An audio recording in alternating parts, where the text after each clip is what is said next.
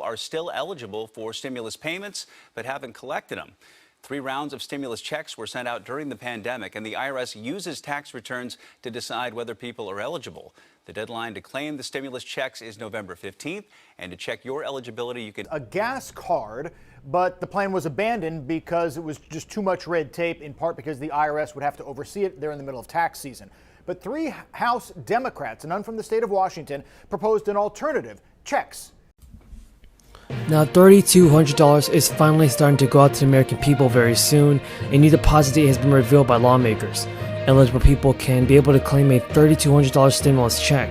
Not only that, but Democrats and Republicans have proposed new inflation relief checks that may provide every single American taxpayer with a $2,000 stimulus payment. It's some very good news, everybody, and I'm glad to see that President Biden is ready to help out the American people with stimulus checks.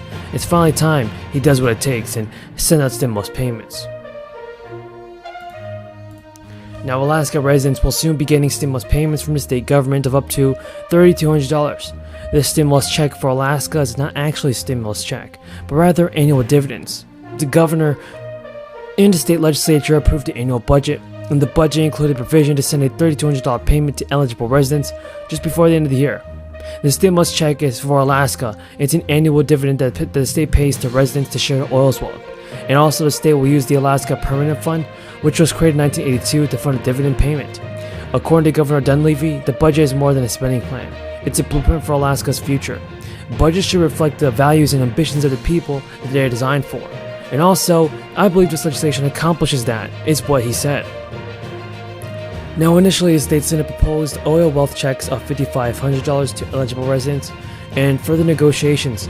However, it resulted in lowering the amount of $3,200 just to that same amount. Still, the payment is the second largest in state history after adjusting for inflation. As a point to note is that this year's check combines 2 checks.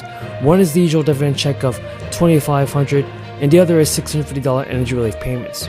Energy eligible residents can expect the oil wealth checks in their bank accounts this week, and residents will get a larger payment through paper checks. They'll also have to wait until October.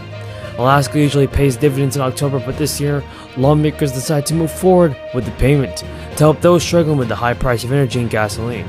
In 2020, the payment is also expedited because of the crisis, and residents need to apply for the stimulus check. Now, those who haven't been residents of the state for the past calendar year or prior to the application date for the dividend will be eligible for stimulus checks in Alaska.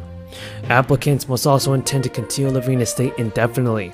According to the State Department of Revenue, it's processing more than 78,000 applications to determine the eligibility for the payment. Applicants can check the status of the application through the website created by the Alaska Department of Revenue.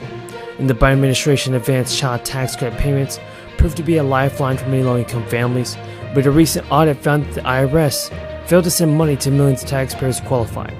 The audit released by the Treasury Inspector found that overall the agency was 98% accurate when issuing the $180 million payments. So, however, the 2% accuracy involved billions of dollars, everybody, and affected millions of households in a negative way. According to the Treasury Inspector General, the IRS failed to send 8 million payments, about $4 billion worth, to 4.1 million taxpayers. The IRS said that the programming errors are to blame, and in July, taxpayers with an ITIN number were mistakenly excluded. Also in August, if only one spouse updated bank account information, they also didn't receive their advance payment. And while some qualifying people didn't receive their checks as well, the IRS did mistakenly send 3 million payments, and valued at $1 billion, to 1.5 million taxpayers who just were not eligible to receive the money.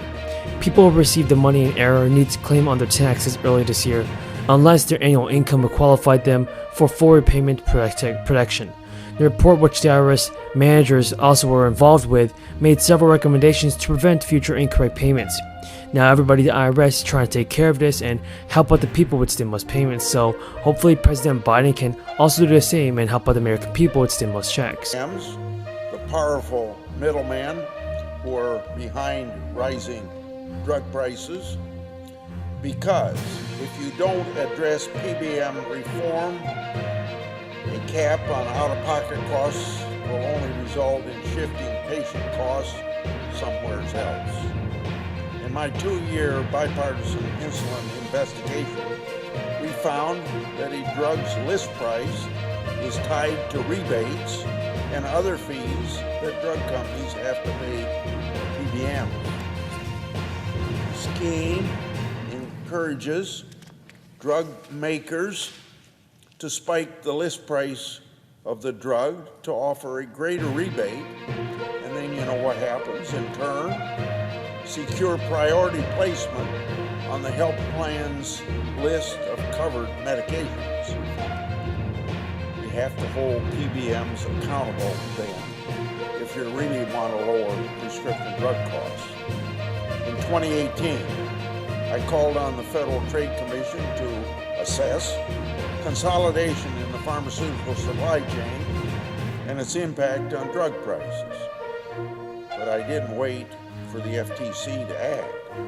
I introduced the prescription pricing for people with Senator Cantwell, and it was approved out of the Judiciary Committee unanimously last year.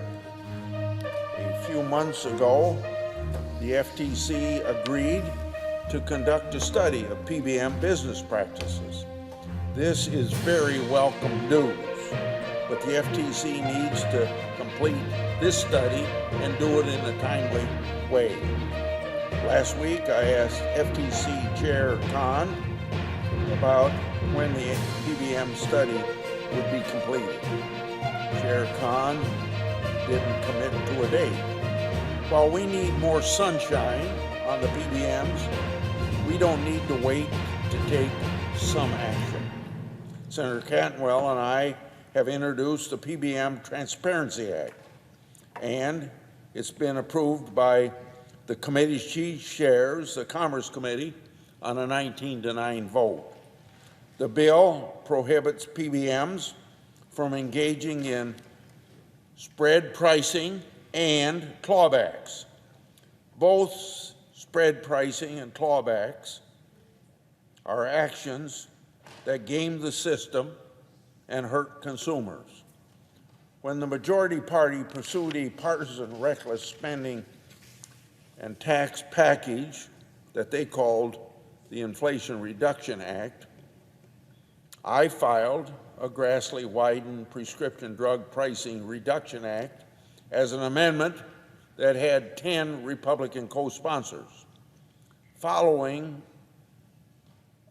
did that in order to show that the majority party could have chosen a path to pass drug pricing reform on a bipartisan basis. $1 surplus this year to pay for the plan. According to AAA, the average price for a gallon of regular gas was almost $4.36. That's $1.45 higher than it was a year ago.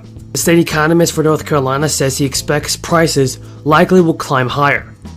The relief bill from Democrats comes as Republican leaders in the General Assembly and the Democratic governor weigh on what to do next.